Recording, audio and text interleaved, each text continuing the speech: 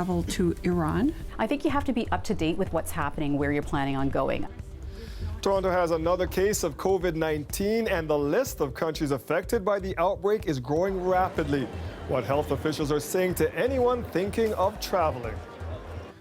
The latest case of the disease was diagnosed in a woman who returned from a trip to Iran more than a week ago. Public health investigators are now trying to trace her movements. This, as officials are also providing some new guidance for anyone who might have upcoming travel plans. Lorenda Redekop has more. Today, health officials announced a new positive test for COVID-19. A woman in her 60s who went to Sunnybrook Hospital on February 24th with a cough, sore throat, body aches, and a fever.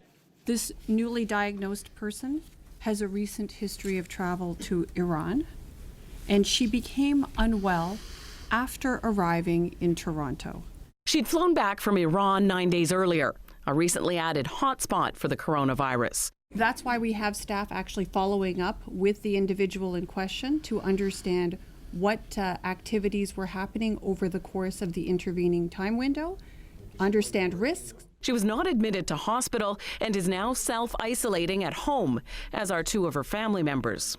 The individual, actually, we hear wore an N95 mask going to the hospital, told them that was coming. They're totally prepared. Ontario officials have updated their countries of concern, increased to 7, including Iran, Italy, Japan, and others, along with China, where the virus first appeared.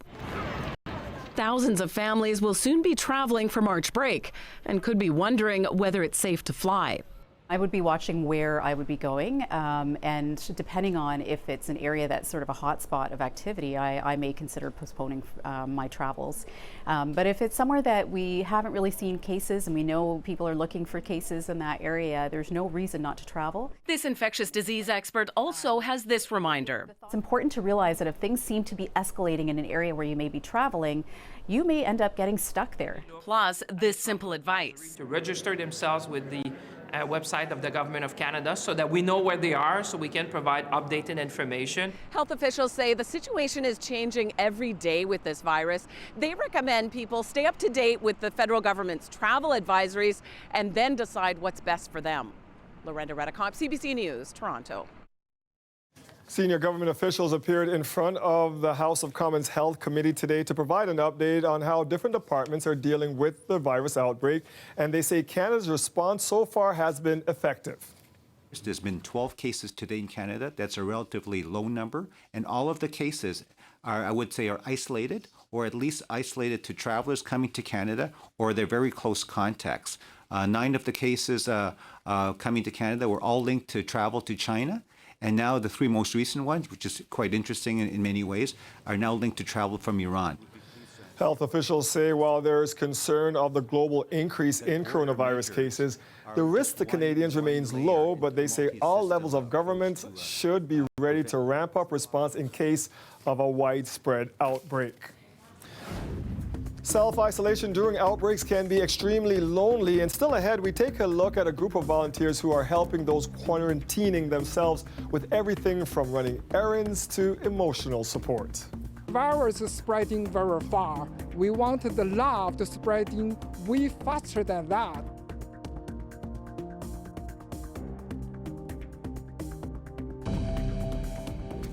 All right, here's a live look for you from Nathan Phillips Square. The snow has been coming down for most of the day and overnight, and it is expected to get even heavier tonight. A snowfall warning is still in effect in Toronto and the GTA. 15 to 25 centimeters of snow expected to blanket the city by tomorrow morning. Kelda Ewan joins us live from Queen Street overlooking the Don Valley. And Kelda, we were spoiled overall this season, but it looks like winter is back with a vengeance, and it's making for a very messy commute tonight. Dwight, that's right. I hope no one got used to the mild weather we got over the weekend and the last couple of days, because I can tell you for a fact, yeah, winter is definitely back. It's pretty cold. The snow started falling down much more heavily in the past hour. Now, I'm on Queen Street right by the DVP. The conditions making for a very messy commute tonight. However, fortunately, things aren't slowing down, aren't going too slow. But definitely messy. Now, the OPP, they say they are dealing with about a dozen or so crashes at this moment. Most of them, they say, are due to drivers going too fast. So they are advising people, please slow down, drive to the conditions. Now, the city says it has been planning for this snowstorm for the last couple of days. Yesterday, salt trucks went out and applied liquid salt on all the expressways and all the bridges. This morning, the trucks went out again to apply actual salt on all the major highways, and they will continue to do so as the snow continues to fall. The plows, they will be out when the snow starts to accumulate. Now, once it gets to 2.5 centimeters of accumulation on the major highways, that's when the plows will be out. It has gotten to that point, so I am starting to see some plows out on the highway. Now, as for major roads, plows will be sent out once the snow accumulates to 5 centimeters. It hasn't gotten to that point yet, but it is expected to in a couple of hours, I'm told. Neighborhood roads, they will get plowed once it accumulates to 8 centimeters. Now, the city is reminding drivers and pedestrians to put safety first. If you can stay at home, that would be ideal. Stay off the roads. Let our crews and our salt trucks and our equipment do their work. Get the roads in a good state, and just everybody be safe out there. Now, the city says that staff will be closely monitoring the situation. This storm into the overnight, that's when the snowfall is supposed to be at its heaviest. And the city says you can expect for a messy commute again tomorrow morning. I'll send it back to you, Dwight. Thank you, Kelda. Also monitoring the situation very closely for us, our colleague Kennedy. Yes, and so much going on because of this system, the way it's tracking through, bringing all kinds of conditions. You saw what's going on out there with Kelda, of course, with the snow that's coming down, and we remain in the GTA and all the areas you see in white in the snowfall warning, where it is 15 to 25 centimeters. Will probably be closer to the 15 before it's all over with, but the potential locally, there'll be some higher amounts.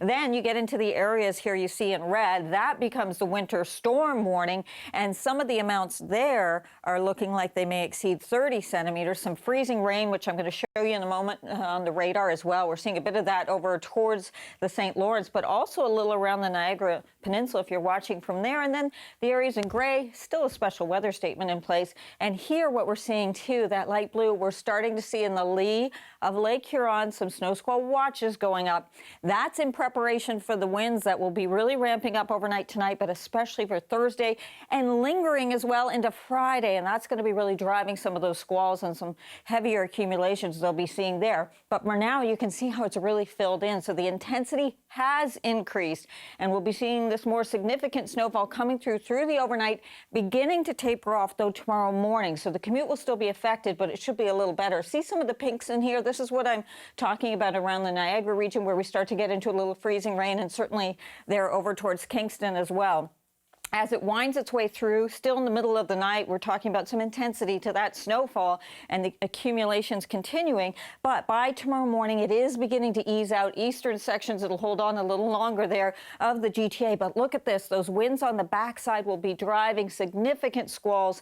And that activity is going to last into Friday, as I say, because those winds will stay strong into Friday. We'll be seeing a little bit of that at times making its way into the GTA, but not constantly or consistently. The potential then to add in here, we are still looking at additional amounts getting us very close to, before it's really over with, into the city, close to another 10 centimeters on top of what we've already seen. Dwight? No mas, call it no mas. Thank you. Yeah, there you go. We'll check back with you a little later. Sounds good.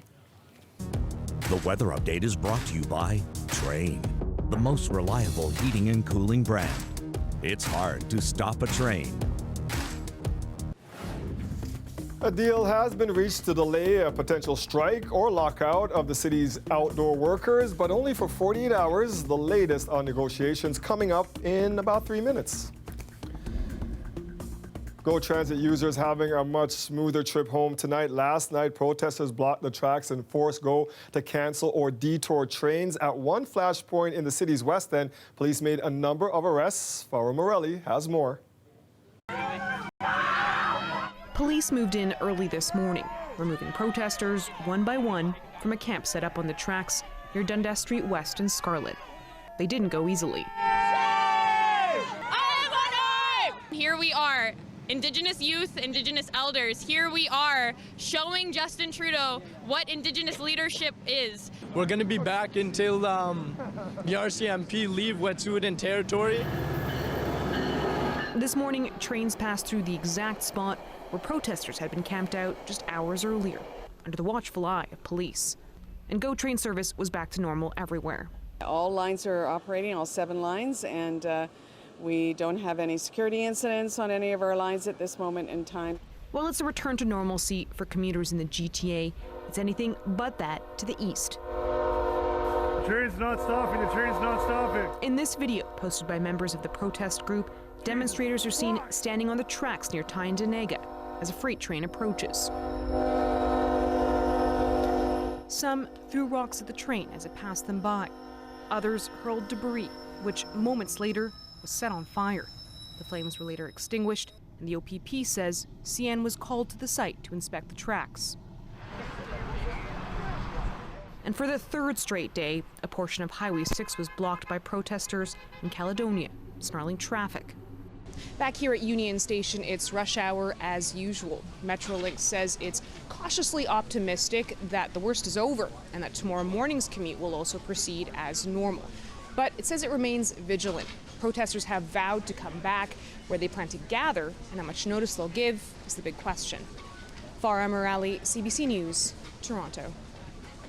Protests in support of Wet'suwet'en hereditary chiefs are still smoldering across the country. In the BC capital, youth from a number of First Nations rallied in solidarity with an earnest vow to never back down. This isn't just about a pipeline. This is about our survival. We must stand with one another, and it's integral that we do so. Because how can we replace the land? How can we replace the salmon? How can we replace the water? We can't. I just want to make it clear that we are not anti-pipeline protesters. We are Indigenous. The protesters have been camped out on the steps of the BC legislature for days now. A court injunction was granted to protect the legislature over a week ago, but authorities say the current demonstrators are not blocking the entry and therefore they have no reason to act just yet. The young demonstrators want the BC government to withdraw the permit allowing Coastal GasLink to construct its natural gas pipeline in Wet'suwet'en traditional lands. Remember, you can find the very latest on the protests right across the country at cbcnews.ca. Garbage pickup will continue and the city's recreation centers will remain open at least for a couple more days. Nick Boisvert is monitoring negotiations to avert a strike or lockout of 5,000 outside workers. He joins us now from City Hall. And Nick, a bit of a reprieve today.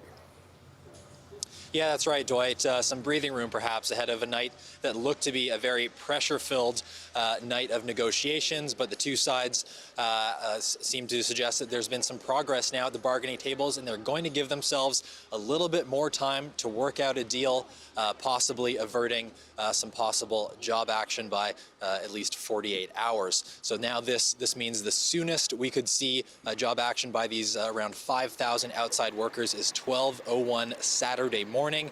Both sides say they're committed to hashing out a deal and avoiding that situation, but there is still one very big disagreement that where the gap has not been bridged just yet. That's over a clause that protects city employees who have reached 15 years experience as of the end of 2019. It protects them from losing their jobs to privatization. Toronto says it can't keep extending that same protection to future employees.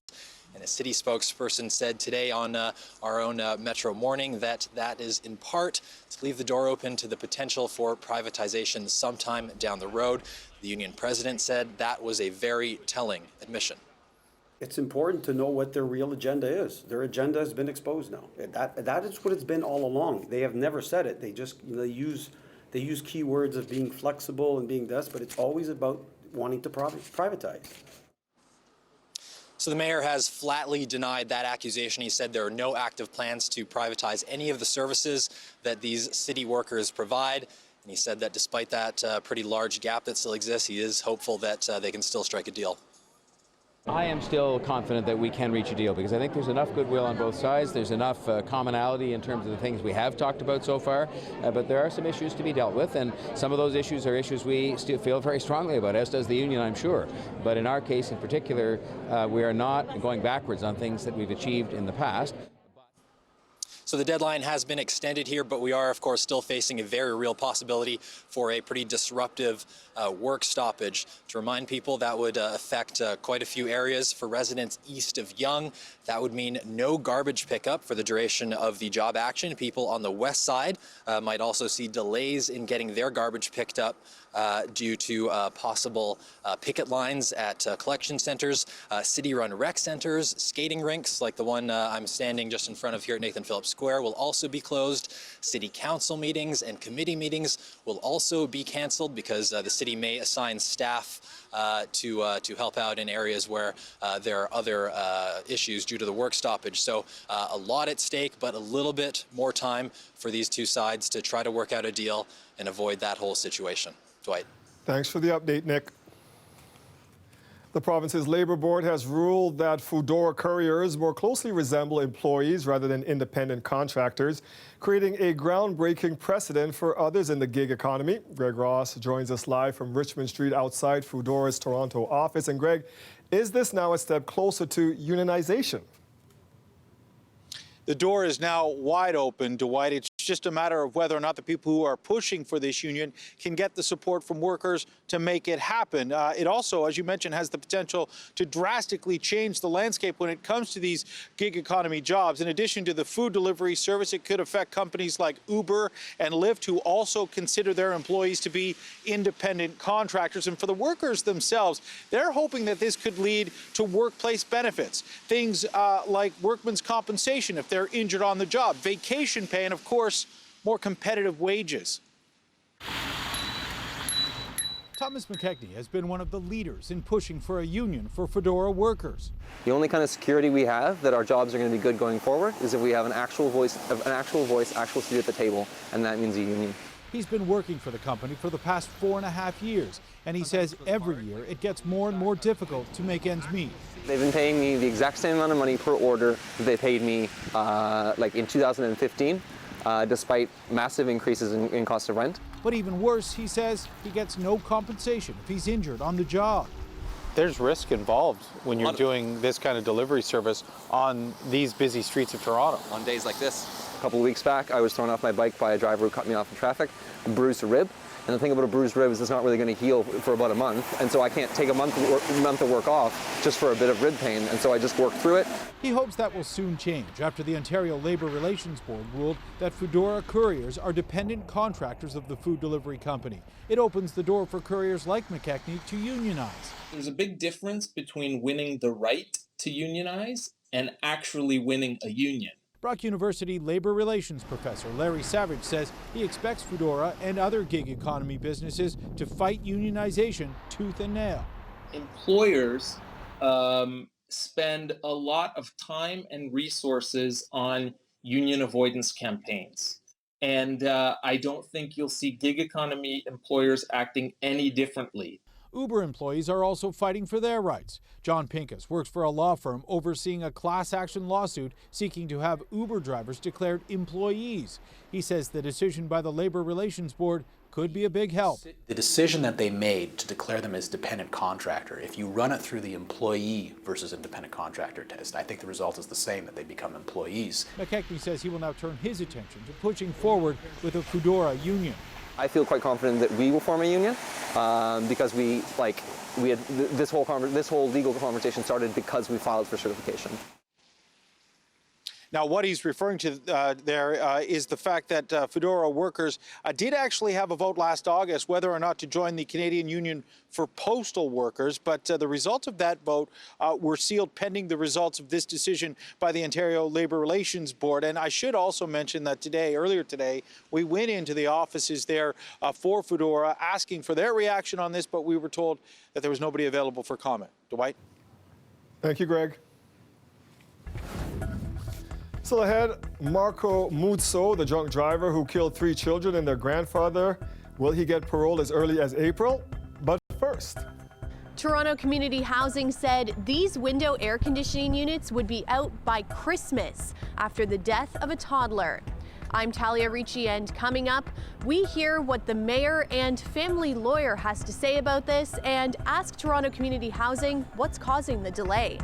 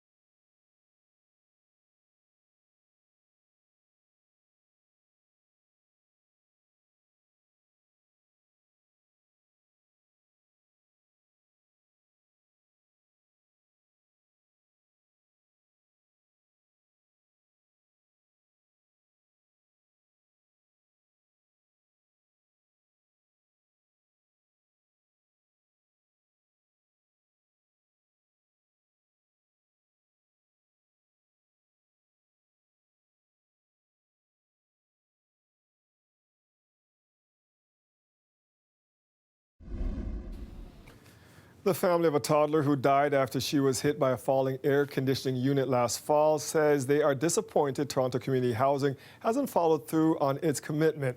TCHC promised that all window air conditioners would be removed from their buildings by Christmas. That hasn't happened. As Talia Ricci reports, that work doesn't appear to be getting done. You shouldn't be seeing these at Toronto Community Housing buildings anymore. 3 months ago, 2-year-old Crystal Morogo died after one fell off of a building and hit her. One of the things the family that hired us in this case to do is to try to get the TCHC to change their policy. They don't want this to happen to another child.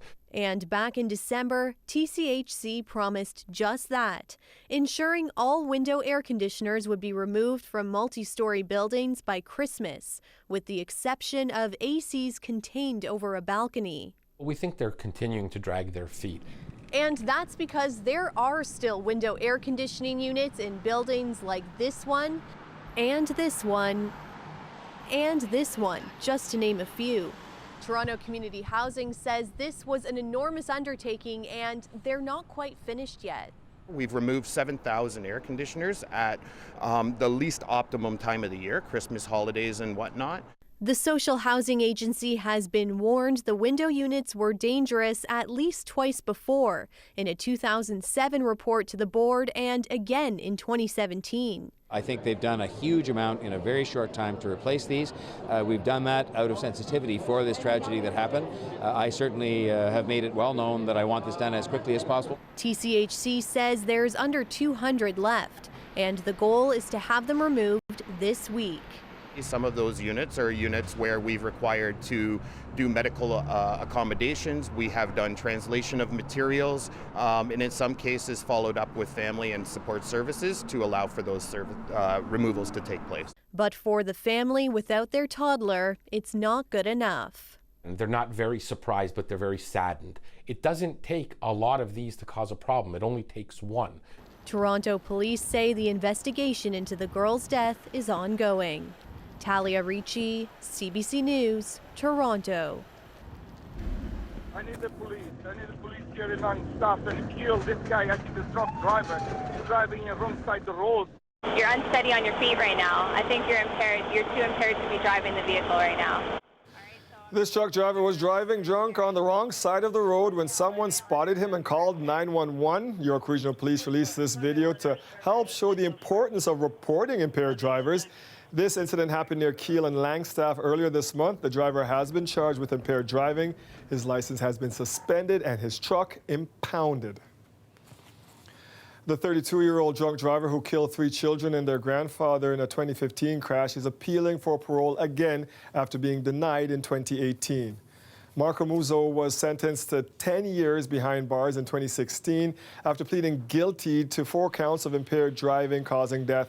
The crash killed the Neville Lake children, Daniel, Harrison, and Millie, and their grandfather, Gary Neville.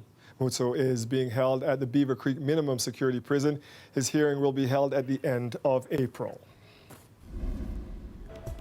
We are keeping our eyes on a major storm system hitting the GTA tonight. Colette's back with when it will finally let up after the break. But first, think of it as the step in between cruise control and fully autonomous. Would you add this kit to your car to make it drive itself?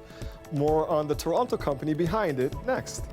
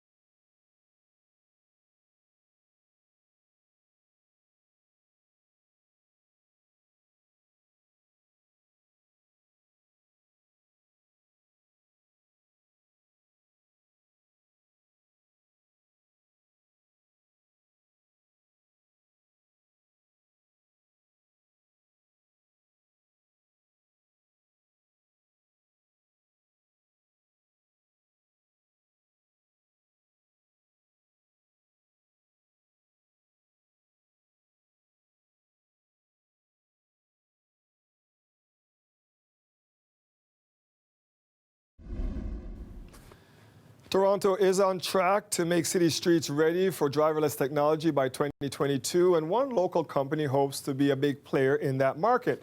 In fact, 10 vehicles in the city's fleet are kitted out with their invention, which turns most cars into autonomous vehicles with just a small computer and some hardware. Yeva Lutz went along for a drive in one of them. Check it out. This is a 2017 Mercedes-Benz Sprinter van 2500 in black. It's a 7-speed automatic transmission with a 161 horsepower diesel engine. It's known as the workhorse of commercial vehicles, and today it's going to drive itself. So all I do is just hit a button that's sitting on top of the wheel controller and take my foot off the gas and brake and let it go. You got the brake controller. Xmatic CEO and founder Nima Ashtari came up with Lane Cruise, a kit that turns any car made in the last 20 years into a semi-automated vehicle. I can also control how fast I want the car to go with just these two buttons on the steering wheel. It also slows down further. So I've slowed down, people are upset. Well, people are very aggressive, and the system is very conservative. So right now, if you did grab the steering wheel and tried to turn the car, the whole thing would shut down? Yeah, so if I just, there it is, and it's off. And so it's back to being a regular car.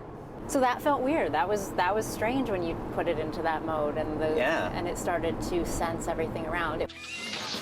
Xmatic started in 2015 and has some high-profile investors. Thank you, Jim. Thank you. Thank you. We'll have some fun with this. I know. Thanks.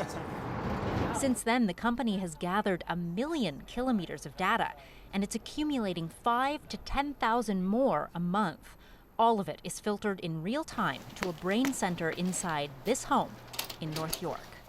A lot of people have misconceptions around what startups do or what they should look like. Maybe the neighboring house is not your traditional family of two with 2 kids and 2 parents. Maybe it's a startup. The home base has 12 people updating the existing software, offering real-time support to drivers, and working on the next generation of Lane Cruise. Xmatic is one of the few companies in the world offering an aftermarket kit, but it's not for your average driver.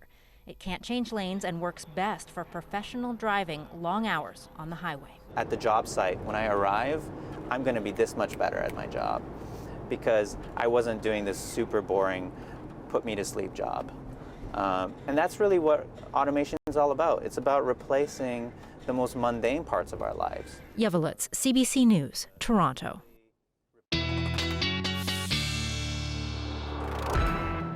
I think I want complete control of my vehicle in this weather. The snow's coming down, Colette, but it's not really sticking around in the early part of today anyway. Yeah, that's a great observation, Dwight, because that's sort of how it started out. Even though our temperature dropped below freezing, and I can illustrate that here, it's -2 at the moment, but look at St. Catharines, 0. So even though the temperature just below freezing, still a lot of the roadways and sidewalks were mild enough that as it was hitting on contact, it was essentially melting. So that may have an impact on what we see for our final totals in terms of the accumulation. Now it's been coming down for a little while at a rate, and the temperature cooling off that we are seeing and accumulating and more significant. So that snow is continuing overnight tonight. The squalls then will set up as strong winds will be building as we go through Thursday and holding on into Friday. And in terms of cooler air that's moving in, it sticks around to at least a portion of the weekend. I showed these earlier in the show, but in case you're just joining us or just to get you up to speed, we remain here in the GTA in the snowfall warning of those totals of 15 to 25 centimeters. I have been saying for the city that I think we'll be closer to the 15 range, but locally and for points to the north, it will be more significant than that. And all across southern and eastern Ontario, we're talking about different kinds of warnings and conditions that are making it very poor for travel. And certainly that extends through the overnight and into tomorrow morning. And in the areas where we're going to see those snow squalls, it's going to carry on till the end of the work week. So a look at the radar. It shows how when you get into some of these darker purples, how that snow is filled in, the intensity, the rate that it's falling at has increased. A little bit of that freezing mixed precipitation for the Niagara region, although you've been added into the snowfall warning. And over towards Kingston along the St. Lawrence, a little more freezing rain in that area too. Otherwise, this snow event by tomorrow morning, I still think the morning commute will be impacted by it, but we'll be seeing a clearing trend pushing from west to east So the later you're out, then the better chance you have in the morning of not having to deal with too much, but then those squalls will be setting up. So it'll be a northwesterly wind changing to a westerly wind, and that gives you an idea there, especially in the snow belt, how these are going to be driving through and where you'll be impacted. But we could see some of those bursts of snow or flurries at times making their way into the GTA. In terms of what's to come on top of what we've seen, we're probably going to get close to that another 8 to 10 centimeters by the time we get to tomorrow morning. So beware of that and beware of these strong winds. Once they set up, some of the gusts will be well over not just 40, but towards 60 kilometers an hour, or at times even exceeding 60 kilometers an hour until they back off later on as we get into Friday.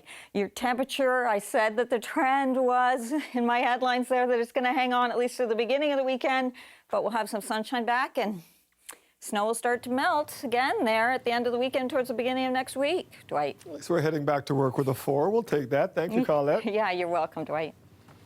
This weather update is brought to you by Fairmont Le Chateau Frontenac, the best location for your next spring break getaway in Quebec City. The province is getting its first French language university, and it's going to be right here in Toronto. This is something very long in coming for this city and for this province and for this country. It's something that's necessary in our city and province and country. It took agreements from both the federal and provincial governments to make the Université de l'Ontario Français a reality. The funding for the first 4 years will come from Ottawa. The provincial government will put up the money after that. The university will be housed on Lower Jarvis near Queen's Quay. Classes will begin on September 2021. Every day is a very, very full this place. But now, no, it's a very big problem for the economy of Italy because the Milan is a capital of business. Italy has become the epicenter of the coronavirus outbreak in Europe, and while dozens more become infected, businesses in the normally busy cities are reeling. We'll take you to Milan after the break.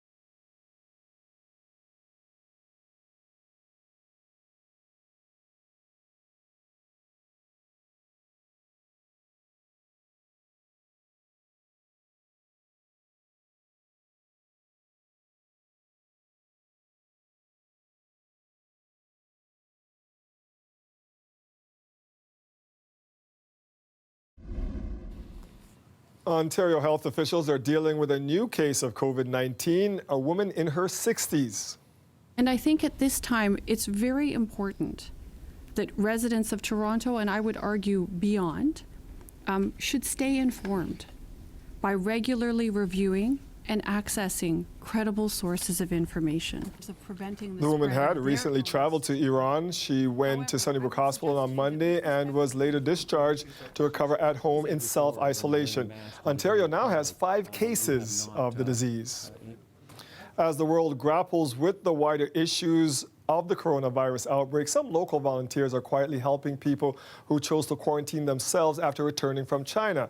Members of Ottawa's Chinese community have been running errands and buying groceries for them, even providing emotional support. Sandra Abma has the story.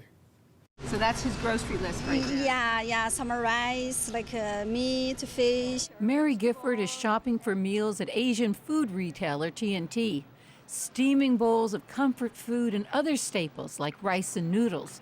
Dishes destined for a person who'll be eating alone today because they've chosen to self-quarantine after a trip to China. Gifford is one of hundreds of volunteers from Ottawa's Chinese community, running errands, grocery shopping, showing support for people who have isolated themselves to prevent the spread of coronavirus. They really think about themselves, and they think about their family here, and think our community, and think about people live in this city. It's just my duty to keep myself self-quarantine. For 14 days, Stella Zhang communicated like this with the outside world, through social media. The 24-year-old Chinese research scientist arrived in Ottawa from Shanghai earlier this month and immediately went into isolation. A team of strangers became her lifeline, delivering favorite foods and extending friendship. They also kept talking with me when I feel lonely, or since during that time I could not meet with my friends. So they may do some video chatting with me and to tell me something happened, something interesting. Ottawa Public Health says it's working with volunteer groups from the city's Chinese community to help pass along health information to support travelers returning from China. Wei Wang is one of the organizers of a Canada-based volunteer group. He says working together has brought his community closer. The virus is spreading very far. We want the love to spreading way faster than that. The volunteers want to extend a helping hand to those outside Ottawa's Chinese community as well. They're offering support to anyone who chooses to self-isolate to help combat the spread of this virus. Sandra Abma, CBC News, Ottawa.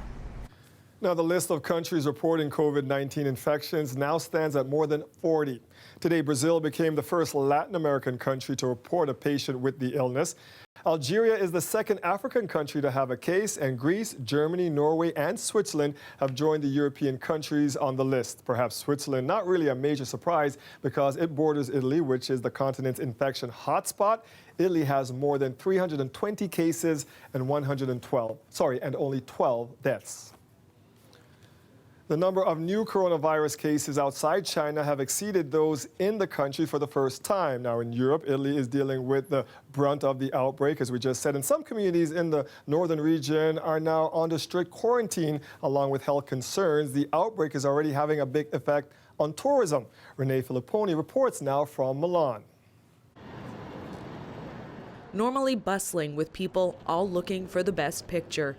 Today, the pigeons far outnumbered the tourists in this piazza.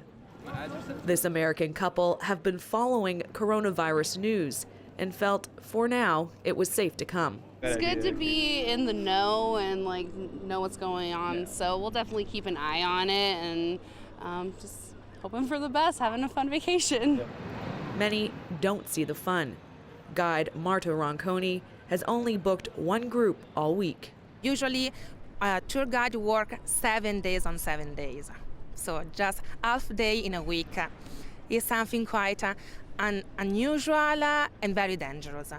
Ronconi believes Milan is safe and says the government may have gone too far by closing museums and schools here. Watching news, it seems that the end of the world will be tomorrow. But, no, it's just something paranoid. But it does feel like some kind of apocalypse for the staff who stare at empty tables and struggle to get customers. Possiamo chiudere and close the bar. Yes, close. If it continues, the manager says he will have to shut down. Every day is a very, very full this place. But now, no, it's a very big problem for the economy of Italy because the Milan is a capital of business.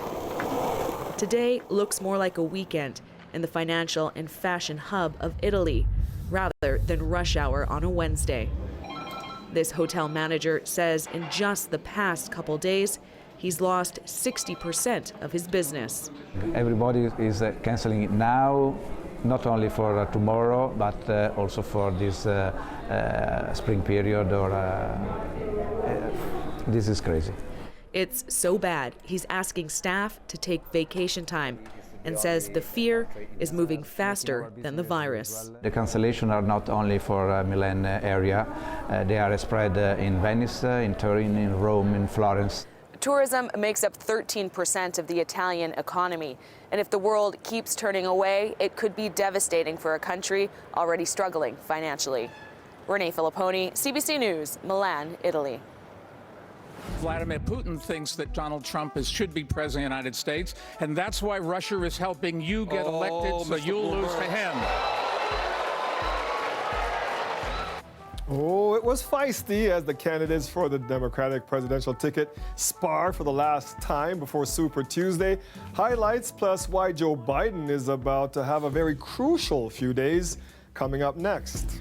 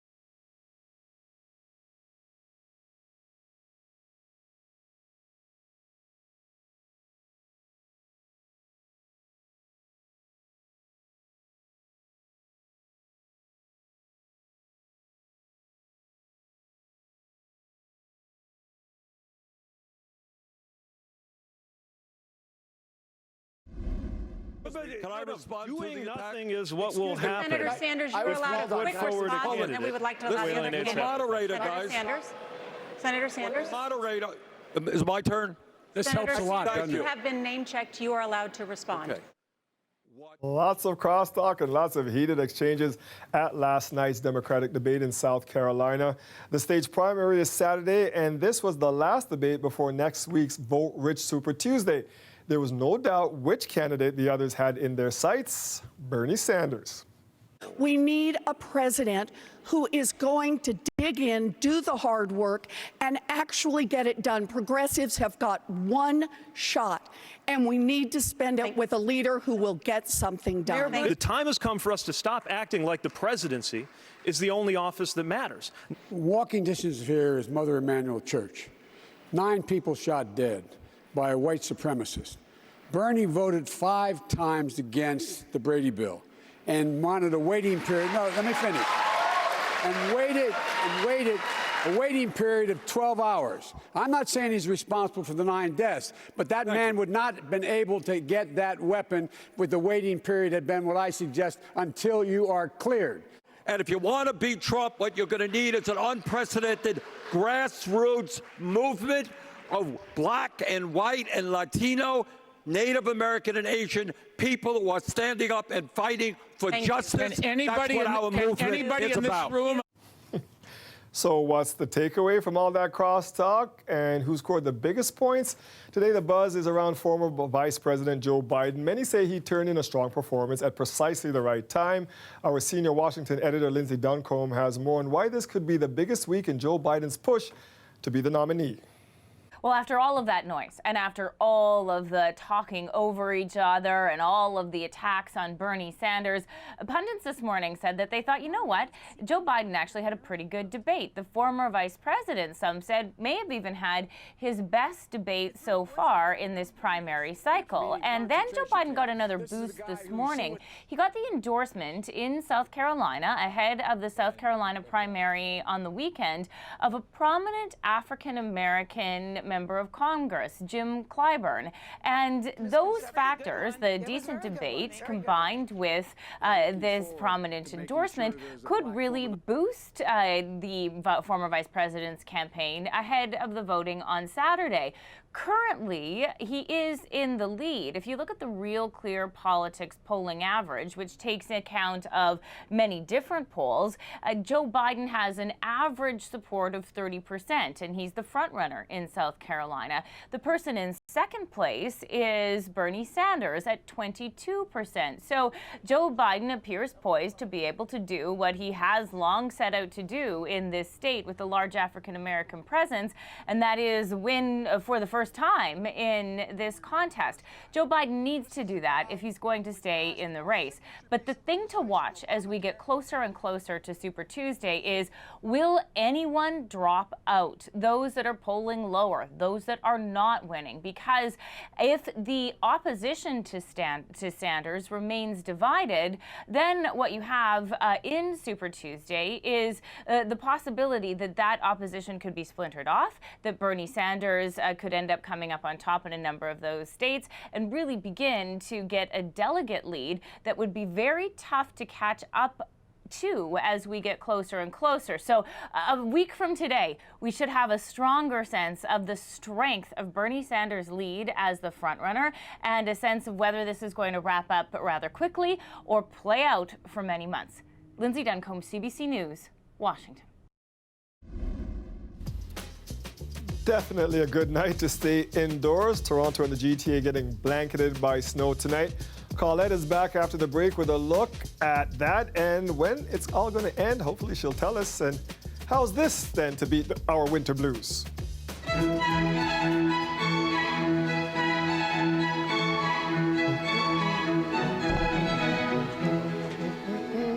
Sorry, I like that one. The Toronto Symphony Orchestra held a free concert today.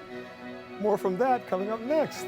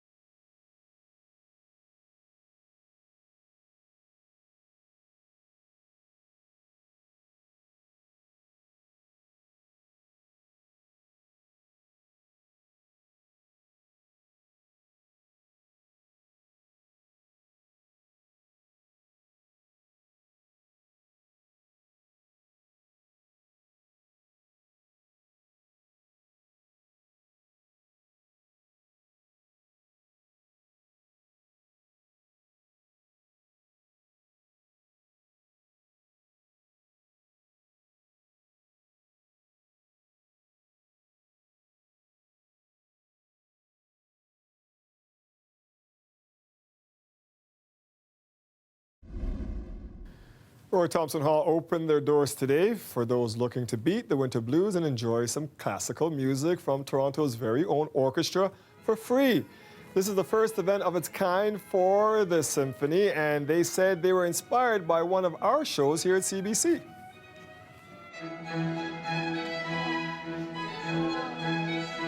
We're having a free concert for the entire community. We had an opportunity to put something together, and we knew that it might actually work really well, and particularly with a snowy kind of February.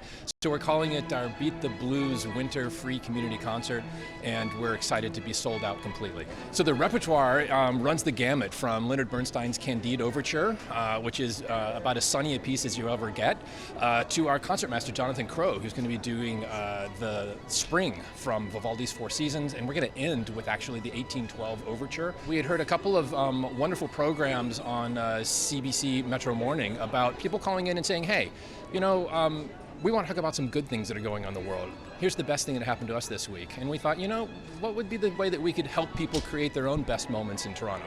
And so we worked really hard with the musicians and the staff and figured out we were going to be able to put on a free show. So here we are. I want people to realize that the symphony can be fun, right? There's this idea that classical music is only for people that know tons about it and that have studied it all their lives. And this program is kind of put together with the idea that classical music can be fun for anybody. You don't have to have been to the symphony a million times. You don't need to think, oh, I need to learn about this. It's just fun music. It's nice to see just in the lobby so many different kinds of people from all over, kids, adults. You know, it's like it's a really fun mix. I think this is great. I mean, it's a shame the weather may keep a few people away, but I love the fact that TSO is, having us out, and I think Vivaldi's Spring and the rest of the program will be just sort of a nice, lighthearted afternoon. It's a chance for us perhaps to give back to Toronto. It's such an awesome city, and the city is so supportive of us as an institution, as an orchestra, and as individual members. So this is our chance maybe kind of to give back and say thank you, Toronto. And thank you for a free concert on this snowy day. I'm just going to shut up and let you take it away because you have a busy one. And I'm just going to show you the radar because I think that kind of does the best in terms of illustrating. This is our winter storm working its way through. All the purple is the snow. So just a few areas getting some of that pink, the freezing rain. In the GTA, we are looking at that snowfall, and it looks like an additional at least 10 centimeters, I would expect, through the overnight tonight. And then it will be easing out tomorrow morning. But that intensity is going to carry on through most of the night tonight, and that's why travel ill-advised.